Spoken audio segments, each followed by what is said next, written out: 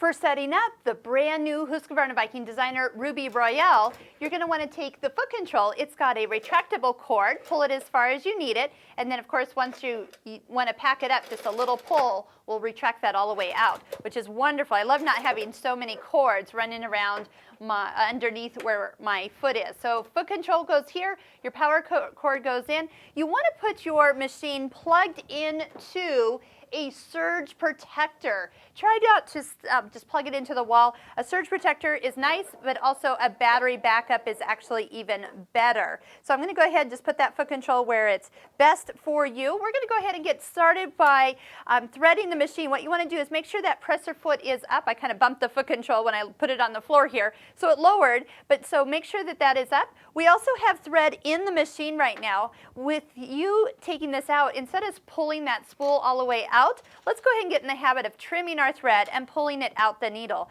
That's going to always make sure that you have as much lint, not backtracking up through all those important parts of the machine. We also have a bobbin already in here, so we're going to show you how to wind a bobbin and then get sewing right away. So I'm going to just take out a brand new bobbin here.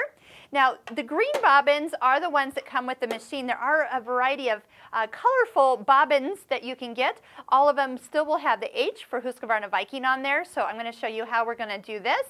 We're going to take a spool of thread, and this is brand new, so I'm going to just poke a little edge. I don't like that sticker on, so I'm going to make sure that that gets off, and then go ahead and put a spool cap on. Now this thread is actually a cross-wound thread, so I want it to actually come off the spool from the tip, so that's why we're going to lay it down. There's two ways to actually wind a bobbin. You can come all the way over the silver bar here and underneath the pretensioner. And it's key that you actually click that in, so hold it and pull so it goes underneath the pretensioner and over to the bobbin winder. The other way that you can wind a bobbin is once you have the machine threaded, you can go from the needle up across, and it brings the thread right across here and over and follow the same directions. Now take your thread and from the inside to out through the bobbin hole, go ahead and thread the thread. So we have the H on the top, so it's coming out the top here. And when I put that bobbin on and push the bobbin winder engaged, the screen comes up. The screen is going to allow you to adjust the speed for winding a bobbin. I'm going to hold this straight up and just touch the play button or the go button. A lot of times I'll just hold this until it breaks off. It breaks off really easy. If you want to slide that down, you can use your finger or the stylus too, whichever works best for you. And then it's going to stop when it's done. Once it's done, you can lift it up and then just go ahead and use the cutter at the top. And that will allow you to cut the thread, not need little scissors. And then we're going to do a close-up of putting the bobbin in. Now there is just a little tiny part sticking up from when the thread broke off. I'm going to make sure that gets clipped off so it doesn't interfere with the way the machine works. We're going to slide that in. There's a little groove. We're catching it. Click, and then up and over the top and down underneath. And then before I cut the thread right here, I'm going to put the door on, then pull, leaves it to the perfect length for when we start to sew. When we are threading the machine, we do not use the pretensioner. So undo that and then hold your thread in your right and left hand. Your left hand's going to thread the machine. Bring it straight down. Now there's going to be a little fin in here. It actually doesn't matter which side you go on.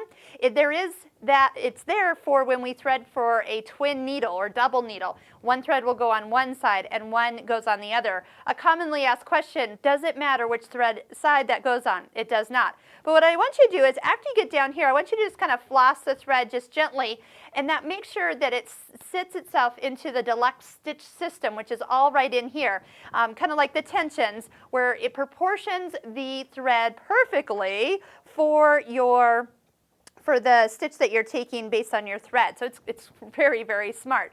We'll also do a close-up of how the needle threader works. It's going to pull that thread right on through. And then before I stitch, all I need to do is put my thread underneath the foot and either to the side or to the back. So let's go ahead and get started. Show you how it's going to look once we get going. All you need to do is put your fabric underneath your presser foot and start to sew. As soon as you step on the foot control, that foot is going to lower. As it lowers, it's going to start off with a couple locking stitches, and then it's going to go ahead and sew. Once you are to the end of your fabric, you can actually touch the selective thread cutter or scissors on this front panel, and it will cut the thread and lift the foot up for you. and let you pull the thread right on out. And you have a perfect seam right from the beginning. So when you thread the machine correctly and you put your bobbin in correctly, you will have accurate results for every time you sit down.